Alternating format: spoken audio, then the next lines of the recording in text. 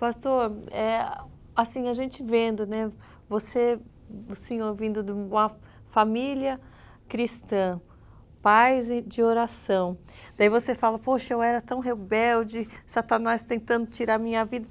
Como que você explica essa ação de Satanás na vida do cristão? Porque eu vejo muitas pessoas ainda julgando, mas aquela filha do pastor é desviada, aquela filha do apóstolo, nossa, é pior ainda, se eles são servos de Deus e têm filhos assim, filhos tão rebeldes, falam, né, e julgam achando que é falta dos pais ensinarem, dos pais colocarem no caminho do Senhor, e a gente sabe que não é isso. Né? Como você, através da sua história, explica um pouco desse agir em famílias onde pais são cristãos e os filhos ainda não se encontraram? Eu acho que uma das formas de enfraquecer um ministério de um pastor é quando toca num filho.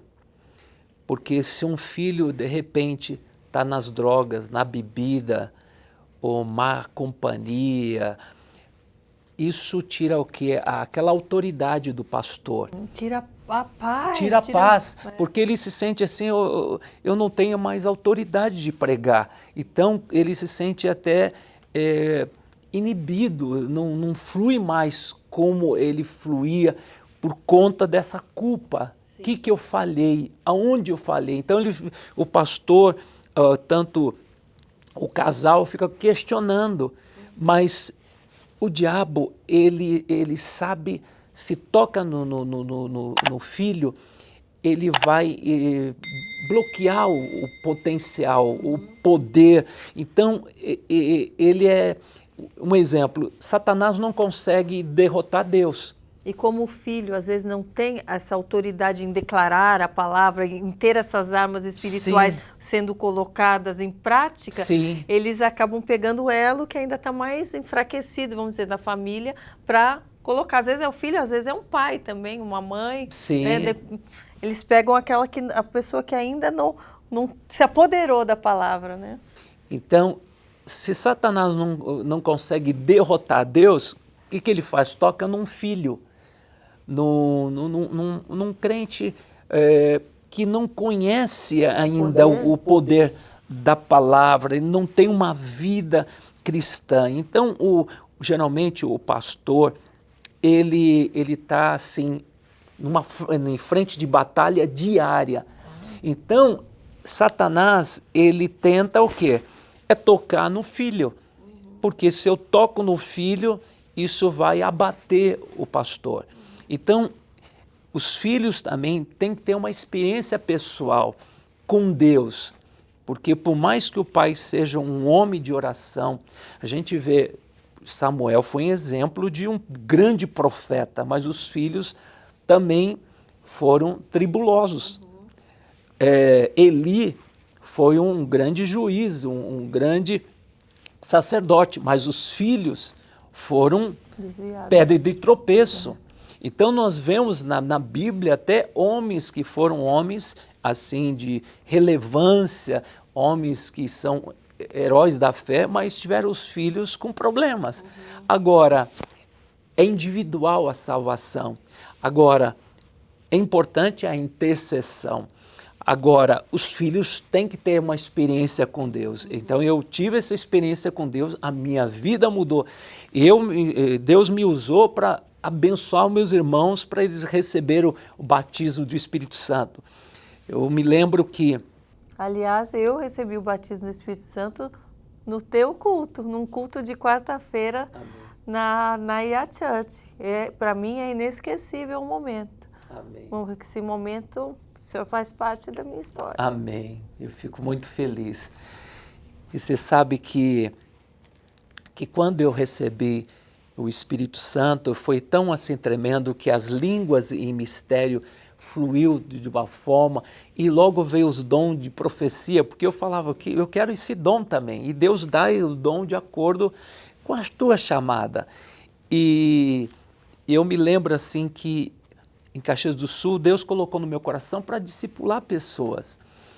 E um dia, assim, eu discipulando uma pessoa que ele veio do mundão e foi uma pessoa recém-convertida, ele foi para o Vale da Bênção, um travesti, e ele estava comendo comida no lixo, porque ele chegou ao ponto de AIDS, que ele estava assim, já Passando fome. com os dias marcados para morrer, ele já estava no fim.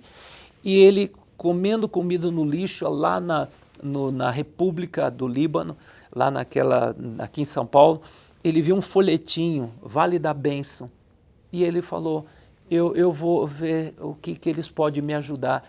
E assim, houve assim, uma aproximação do pessoal para ajudar ele no primeiro momento. Aí, o pastor Agostinho, meu primo, que Deus usou, falou, vá para Caxias do Sul, que o pastor Naum, que é o meu pai, vai te ajudar. Ele vai dar e você vai ser discipulado por ele. E quando ele foi para Caxias do Sul, ainda todos os trejeitos dele, o jeitão dele, um cara 1,90 m, e ele recém-convertido, e Deus colocou no meu coração, você que vai discipular esse homem. E ele era um jovem com seus 28 anos, 29 anos por aí. E Deus me usou para discipular ele com a palavra. E Deus colocou tanto amor no meu coração, porque pessoas difíceis Deus sempre colocou no meu caminho. E passando alguns anos, uns 7 anos, Deus usa ele e fala assim, e bate no meu ombro e fala, teu tempo em Caxias do Sul acabou. Deus está mandando você para São Paulo. Deus tem um plano com você em São Paulo. Eu trabalhava numa empresa, ganhava um bom salário, tinha uma igreja muito boa que eu gostava, que sempre ajudava na igreja como obreiro, não era pastor. E ele falou, daqui 3 meses você vai estar em São Paulo. Eu falei, olha, a palavra de Deus, quando Deus fala, Deus testifica no coração da gente, não testifica no meu. Então, eu não aceito essa palavra.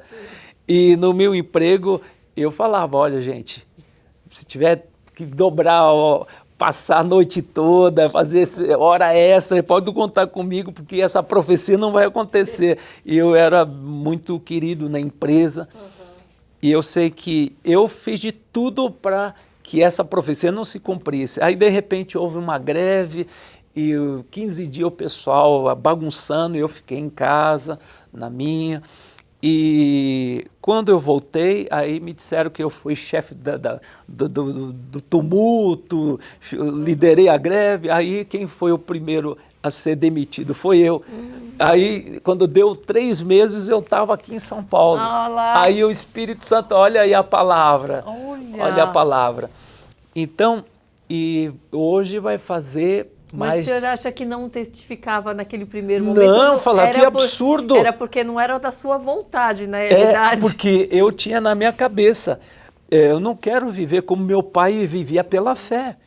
Ele ia para uma cidade, dormia no banco da praça, a Bíblia dele era o travesseiro, ele dormia na praça e formava uma igreja, estabelecia uma igreja, colocava um líder e aí começava tudo do zero de novo.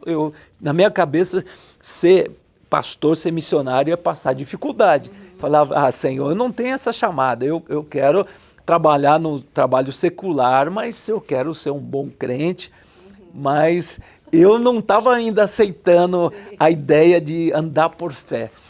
E quando vim para São Paulo, aí eu tive que morar um bom tempo de favor. Fiquei um pouquinho na casa do meu primo, pastor Agostinho. Aí toda a família já tinha sido alcançada através do pastor Agostinho, toda a família.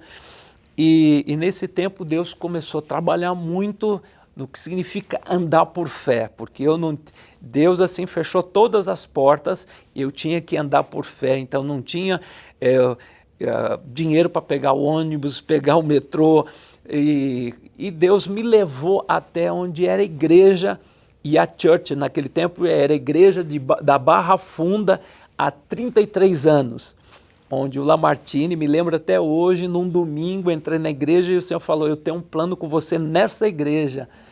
E E naquela igreja o Senhor falou, você não vai liberar os dons, dom de profecia, as línguas, você vai ficar quietinho como se fosse um novo convertido.